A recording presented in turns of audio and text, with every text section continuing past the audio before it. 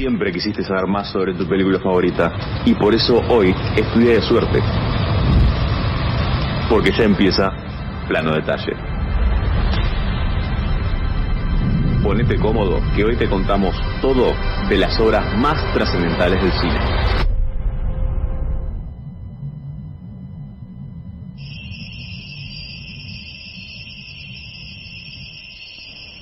Amigo, no sabes.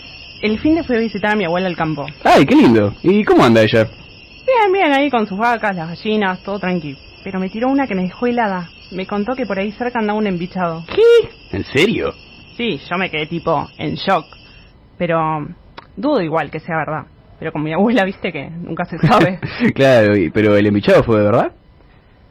Bueno, si no vengo la semana que viene ya sabes por qué es. Nah, no me asustes, boluda. Igual, escucha eso. ¿Y ese ruido?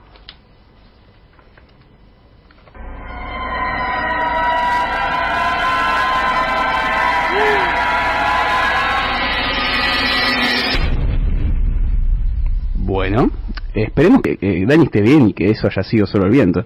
Mientras tanto, nosotros arrancamos con Plano Detalle para hablar justamente de esas historias que te dejan sin aliento. ¡Dani! ¡Sos vos! Ay, sí, volví. Perdón, vi algo y me asusté. Bueno, menos mal. Ahora sí, arrancamos con Plano Detalle, tu momento cinéfilo de la semana.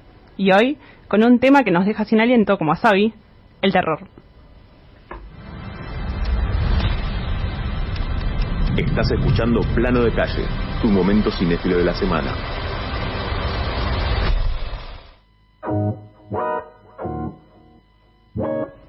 Nos pueden escuchar y ver en vivo por Twitch en radio-iser y también nos pueden encontrar como @plano_detalle_iser. ¿Cómo estás, Dani? Todo bien, aprovechando que es el mes del terror, hoy queremos hablar de dos películas importantísimas para el género en nuestro país.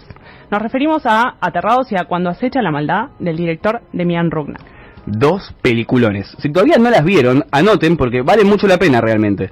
Cuando acecha la maldad sigue la historia de dos hermanos, Pedro y Jimmy, que viven en el medio del campo. Un día descubren a un hombre enfermo, infectado por algo que llaman la maldad, y ahí empieza todo el caos. Sí, a esos hombres le dicen encarnados y hay 7 reglas que se deben seguir para deshacerse de ellos.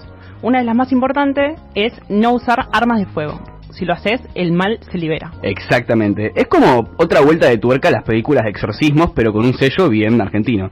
Se estrenó el 9 de noviembre de 2023 y en su primer fin de semana metió 40.000 espectadores. También se estrenó en España, México, Brasil, Chile, Perú, hasta ganó como mejor película en el Festival de Sitges, que es el Oscar del cine fantástico y de terror. Y fue la primera vez que ganó una película latinoamericana, o sea, hoy por hoy sigue siendo una de las películas de terror más vistas en el país. Y si hablamos de Rugna, no podemos dejar afuera Aterrados, su predecesora. La peli se estrenó en 2018 y trata sobre un grupo de investigadores de fenómenos paranormales que tratan de entender una serie de sucesos muy raros en un barrio. Gente que desaparece, muertos que vuelven a la vida, voces en las cañerías, y se ven en una situación que pone en peligro sus vidas mientras intentan descubrir qué pasa detrás de estos fenómenos. Sí, también tuvo su estreno en el Festival de Mar del Plata y fue recontra elogiada, obviamente. Muchos críticos consideran que es lo mejor que se hizo en el cine de terror nacional. Claro, a mí lo que me gusta es que una transcurra en el ámbito urbano y otra en el ámbito rural. Es como que te da dos tipos de miedo distintos, ¿no? Uno de lo cotidiano y otro de lo desconocido. Totalmente. Igual me asusté en ambas, pero con Aterrados ya tremendo jumpscare que te agarran desprevenido. Sí, terrible. Y Cuando se echa la maldad tiene sus escenas bastante gráficas. Y nenes poseídos, nunca falla.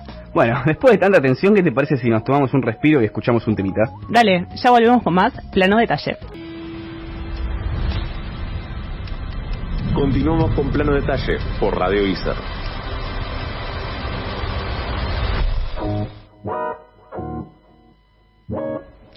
Estamos de vuelta con Plano Detalle por Radio Iser, en vivo por Twitch en radio-iser, y recordá que podés seguirnos en Instagram, @planodetalleiser. Y ahora sí, llegó el momento más esperado del programa. Tenemos un invitado de lujo, director, guionista, especialista en cine fantástico y de terror. Consolidó su carrera con una filmografía aclamada que incluye títulos como Malditos Sean y Aterrados, y su reconocimiento internacional explotó con Cuando acecha la maldad. Tenemos el enorme placer de recibir en Plano Detalle a Demián Rugna. ¿Cómo estás, Demián? Hola, ¿qué tal? ¿Cómo andan? Estaba escuchando Logos, ¿puede ser? ¿Estaban pasando Logos? Exactamente. Mirá que bueno, es la primera vez que me llaman de una radio y están pasando Logos. Elección de nuestro musicalizador Estrella Pantera. Mira ahí que te guste. Muy bien. Y de nuestra productora Jessie. Y nuestra productora Jessie, ambos metaleros de buena fe. Bien. ¿Te parece, Demian, si empezamos con las preguntitas? Sí, claro. Bueno, voy a empezar con la clásica, ¿no? Sí. ¿De dónde vienen estas ideas para unas películas tan macabras, si se quiere hacer como aterrados y cuando se echa la maldad? ¿Hay algún punto de origen de donde salen estos conceptos? La verdad, creo que viene mucho del humor negro que tengo. Creo que el hecho de buscar situaciones perturbadoras o que te incomoden viene, me parece, de la forma en la cual yo me divierto y me río, y lo que me causa humor, que es por lo general el humor negro. Y después la verdad que no sé, después ya es como que me aparece una imagen y que me divierte o que me moviliza y empiezo a construir una historia a partir de esa imagen también. Por lo general son situaciones cotidianas. No es que me vienen de leer o de ver películas. No, tal vez seguramente hay cosas que me pasan en la vida real que las transmuto y las creo a partir de ahí. Claro. Qué sé yo, cuando echa la maldad, yo tenía un vecino que tenía un criadero de perros, esos perros grandotes que están en la película. Y bueno, creo que vienen como de ahí esas cosas, ¿viste? De lo que me va pasando día a día. Claro, exactamente. Aparte, la película es otra vuelta de tuerca al exorcismo que está en las pelis de terror, ¿no? ¿Te fue complicado crear ese mito del embichado? No. Lo complicado es poder mantener la coherencia en los universos que uno crea, mantener una coherencia y que se entienda también. Creo que eso es lo complicado. Después la creación ya aparte, nada, no es tan... Lo más complicado de esa creación no es justamente construirla, sino saber dónde van los elementos para que se entienda y no se sobreexplique, porque por lo general cuando uno ve una película, uno está todo el tiempo entiende o traduce la sobreexplicación, y abunda mucho sobre la sobreexplicación. Que eso es una deformación que tienen los cineastas cuando trabajan con productores, estudios grandes, que necesitan que todo esté súper claro 2, 3, 4, 5 veces en la película, y eso yo lo aborrezco, pero a la vez es también la búsqueda de que las cosas se entiendan, pero no se sobreexpliquen. Entonces es ese punto medio, ese balance que es difícil a veces de encontrar, y muchas veces uno se termina jugando y dice, bueno, mira, esto lo expliqué 2 veces, si no lo agarraron, y bueno, a veces eso depende que la historia funcione o no. Claro. Pero bueno, ese es como lo más difícil para mí. Es justamente un trabajo conjunto con el guionista. En mi caso yo soy guionista y me llevo bastante bien, por suerte, conmigo. Por ahora no he tenido tantos problemas. Qué suerte. Y hablando de llevarte bien con vos o con otros, cuando haces una historia de terror, ¿buscás que te asuste a vos o al otro? Sí, la idea sería que me asuste a mí. Claro. Eso es mi ideal. Pasa que es muy difícil porque yo ya sé el truco, yo ya sé... pero hay una sugestión que yo intento, cuando yo leo lo que escribo, intento ponerme en la piel del espectador, intento sugestionarme, y a veces cuando siento que me arrimo un poquito, digo, bueno, esto tiene que funcionar, porque esto en cierta forma te sugestiona, sé que va a funcionar. Por supuesto que nunca va a llegar a sugestionar lo que yo escribo a mí, me va a sugestionar a mí, pero hay un punto ahí en el medio en donde yo digo, bueno, esto estoy casi seguro que funciona, y es 50% estar seguro y 50% tirarse a la pileta y ver qué pasa. Bueno, en mi caso funcionó con Aterrados, claramente que en el mío también. En el mío también. Bueno, me alegro. Pero bueno, por ejemplo, cuando uno escribe humor, es más sencillo entender si va a funcionar o no. ese tipo de humor, porque yo leo lo que escribo cuando escribo humor y me divierte, entonces yo sé que está bien, pero sí pasa de que a veces el humor es, no todo el mundo se ríe de lo mismo. Claro. Y en el terror más o menos sí, se asustan más o menos de lo mismo todos, entonces eso sí hay una gran diferencia. Y hablando un poco del trabajo y la preparación que tenés que hacer antes y después de las películas, ¿cómo es rodar con niños? O sea, ¿te pasó algo que alguno no quiera grabar alguna escena o que estaba asustado o que no se animaba? No, bueno, por suerte yo ya he hecho varias cosas con niños, pero en esta peli por suerte no tuve problemas con los niños. Sí tuve problemas por lo burocrático de lo que es filmar con niños, todo lo que son los trámites, todo lo que es permiso, cumplimentar las cosas para que te dejen filmar con niños. Eso sí es muy problemático, es muy complicado, pero no tuve problemas con los niños por suerte en esta peli. Sí tengo amigos, colegas de que cuando trabajas con niños y hay monstruos, depende de la edad de los pibes, se te asustan y no te quieren filmar, o se sugestionan y empiezan a actuar mal. Eso sí a veces es muy complicado y es difícil también hacerle entender que es un monstruo a un niño, porque por más que vean el tipo que lo están disfrazando, una vez que lo terminan de disfrazar, se convierte en un monstruo y le tienen miedo igual. Es complicado, pero yo por suerte en cuando acecha al menos no tuve problemas. Okay. Este año salió una novelización de Aterrados basada en la película, ¿no? Sí, la escribí yo. ¿La escribiste vos? Sí, de la película. Sí, sí. Eso, me interesa mucho ese proceso. ¿Cómo es adaptar algo que fue pensado idealmente para ver a una novela, al medio literario? ¿Hubo algún reto, una complejidad ahí? Bueno, sí, un montón de retos. La verdad es que también es muy raro que esa novelización la haga el mismo guionista, director. En este caso sí, y fue el primer reto que tuve es cómo poder mantener la tensión que tiene Aterrados desde el primer minuto. Aterrados lo que tiene de particularidad es que desde el minuto cero ya te está sugestionando y no pierde tiempo en nada, no pierde tiempo en explicarte nada del pasado de ningún personaje, casi muy poco, lo poco que hace, y lo que intenta hacer en Aterrados es mantener esa tensión todo el tiempo en la película. Y el tema de pasarlo a una novela es cómo puedo hacer eso mismo. Y los desafíos sí fueron súper complicados, pero también fue un proceso muy lindo en donde me pude detener en cada detalle que cuando haces una película no te detenés, no podés. Y pude dar mis reflexiones sobre cada cosa, pude meterme en la cabeza de los personajes y hablar por ellos. Entonces eso en la película casi no lo podés hacer.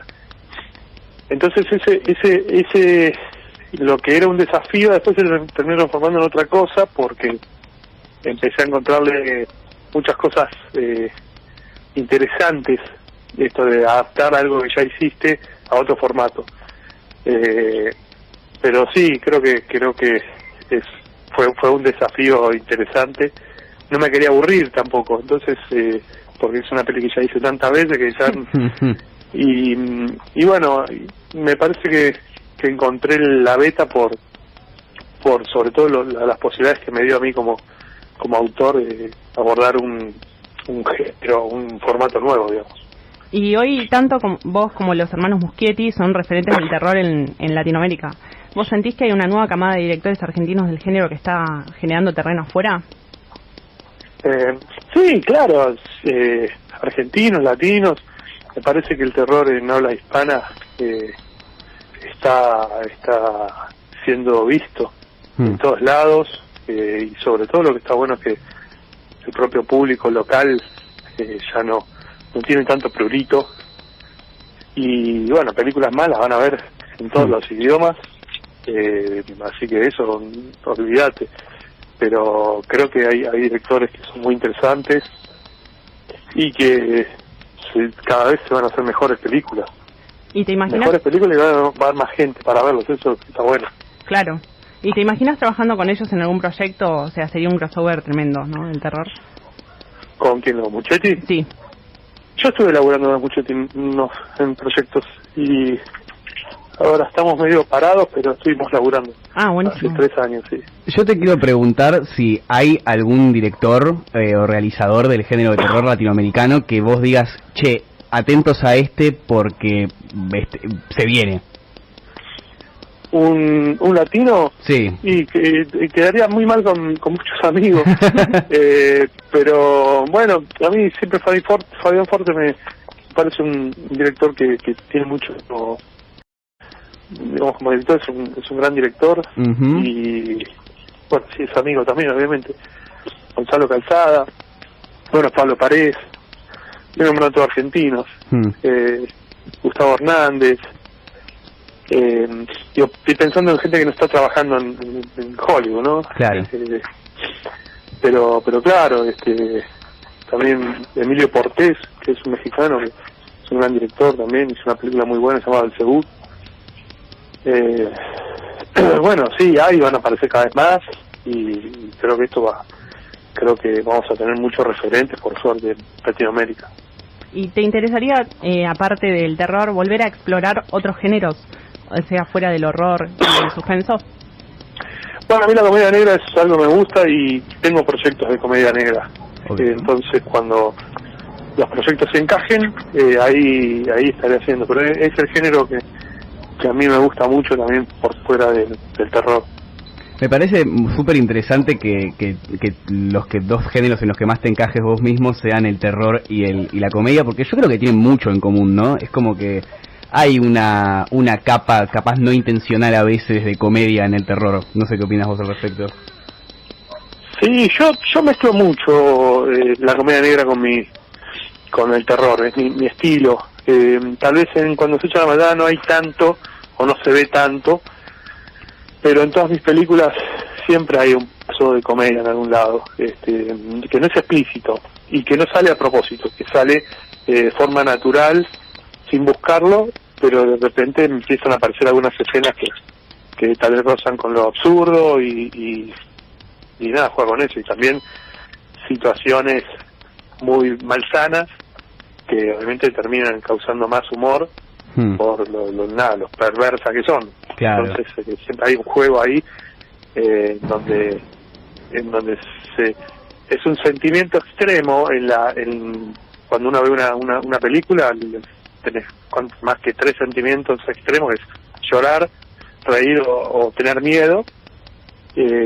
Bueno, tener miedo y reírse es algo que me gusta que suceda en mis películas y me sucede a mí, entonces intento como que pase. Eso me interesa mucho, porque justamente te quería preguntar si después de tanto tiempo de trabajar en películas de terror, ¿te sigue dando miedo ver una película de terror? Porque capaz hay una desensibilización ahí, o ¿cómo es? Claro, poco. La verdad que lamentablemente no me da mucho miedo las películas de terror. Me gustaría que me den más miedo, porque las disfrutaría mucho más. Claro. Pero ya hoy en día no me dan tanto miedo. ¿Cuál fue la última? No. ¿Cuál fue la última que viste que dijiste, uy? Mirá, la última que vi que me dio miedo fue The Ring. ¿The Ring? Ah, bueno. ¿La americana o la? De años. ¿O la japonesa? Me dio miedo de verdad. ¿La versión americana o la versión japonesa? Mira, primero vi la americana, Sí. después vi la japonesa. Son muy buenas películas. Sí, ambas. Sí, muy buenas. ¿Y nos podrías adelantar algún proyecto que estés desarrollando actualmente? Pregunta de fan, ¿eh? Sí, obvio. La tenía que hacer, Bueno, perdón. gracias, pero mira, estoy en 6 proyectos en este momento. Ah, bueno. Y no puedo tirar ninguno porque me ha pasado que he tirado proyectos y después se cancelaron, pero no es por cábala, Sí. No es por cábala, es porque todo el tiempo los proyectos se terminan cayendo, posponiendo años, y cuando uno tira un nombre en una peli, esa peli queda rebotando, Claro. y después me preguntan por esa peli que tal vez yo no la voy a hacer nunca. Claro. Todo el tiempo me pasa. Entonces yo dije, bueno, hasta que no tenga la confirmación de que voy a filmarlo, tenga la luz verde del estudio, de los productores, no voy a decir de qué se trata el próximo proyecto, pero no porque no quiera, me encantaría decirlo, sino porque después es peor. Me ha pasado con la remake de Enterrados, Sí. que hace unos meses atrás salió en Clarín diciendo que yo iba a filmar la remake de Enterrados con Guillermo del Toro. Sí. Y eso se canceló en pandemia. Sí, imagínate. Claro. Como para que entiendan por qué no digo los nombres de los proyectos, pero tengo varios proyectos que son todos de terror y estoy trabajando, son películas para hacer afuera, en el extranjero, una en España, tengo tres en Estados Unidos y estoy a full, estoy muy activo, aunque no esté filmando, pero estoy con los proyectos escribiendo mucho y trabajando. Claro. Esperaremos esos proyectos, ¿no? Obviamente. Y perdón Bueno, que pregunte, que darle vuelta en esto, pero me quedó dando vueltas el tema de la relación de comedia-terror, porque es algo que siempre me interesó mucho y me encanta que estés acá para contestarme. Vos recién mencionaste que hay situaciones que a veces por lo absurdo o lo grotesco dan risa. ¿Cómo se hace uno desde la realización para dar una situación que sea perturbadora, grotesca, pero no exagerarla lo suficiente como para que dé risa? ¿Cómo se llega a ese límite? Yo creo que es una suma de un montón de capas y una de las capas es el tono que vos le pones a tu película. Uh-huh. Y la seriedad con la que se trabaja o no, y lo bien hecha que está o lo mal hecha que está. Si vos tenés buenos actores y el tono de tu película es serio, lo único que te puede llegar a causar gracia es que esté mal hecho el efecto. Claro. Y que quede ridículo. Pero ahí creo que el secreto es técnicamente estar a la altura también. Bueno. Si no, podés hacer una película seria y después aparece el monstruo y es ridículo y te cagas de la risa y no sirve. Siempre claro. hay un hilo muy delgado que uno está tironeando entre lo que creemos que podemos hacer y lo que realmente podemos hacer. Y bueno, hay que saber tironear de ese hilo para que el espectador crea que eso está pasando, es verdad. Y bueno, creo que el secreto es entender el tono y entender los recursos y saber usarlos. Y los recursos son todo, desde la actuación hasta el guión, la dirección, todo. Bueno, Demián, la verdad es un lujo tenerte acá. Un placer total. Muchas gracias por acercarte acá a Radio Iser. Sabemos que sos una persona con muchos proyectos, así que te hayas hecho este tiempo para venir a desasnarnos un poco sobre el proceso es un honor para nosotros. Tal cual, muchas gracias.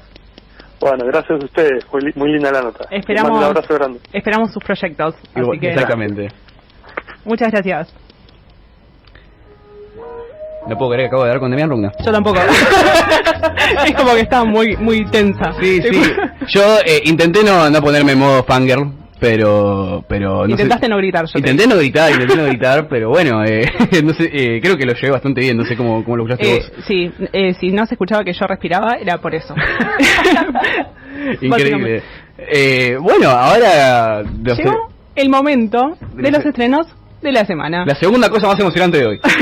La primera está topísima. ¿Qué tenemos hoy, Dani? Bueno, tenemos Teléfono Negro 2, que es un thriller, que la película se sitúa 4 años después de los eventos de la primera entrega. Finn, ahora de 17 años, es único sobreviviente de su secuestrador, conocido como el Raptor. A pesar de haber logrado escapar, Finn sigue lidiando con las secuelas emocionales de su traumática experiencia. Mientras tanto, su hermana Gwen, de 15 años, comienza a recibir inquietantes llamadas en sus sueños a través del enigmático Teléfono Negro, junto con visiones perturbadoras de tres niños, que están siendo perseguidos en un campamento de invierno llamado Alpine Lake.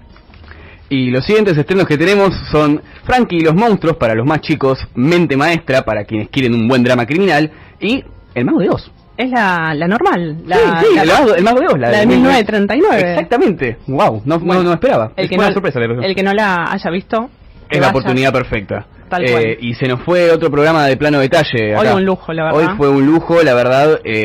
No tengo palabras. Es increíble lo que nos puede llevar esta profesión, ¿no? Queremos agradecer a la produ Jessie, que hizo todo lo posible por conseguirnos al invitado. Realmente la MVP de este programa. Tal cual, la mente maestra. La mente maestra de este programa. Gracias a vos, Dani, por acompañarme. A vos, Avi, a Pao, a Lua y a Tzin, que están ahí ayudándonos.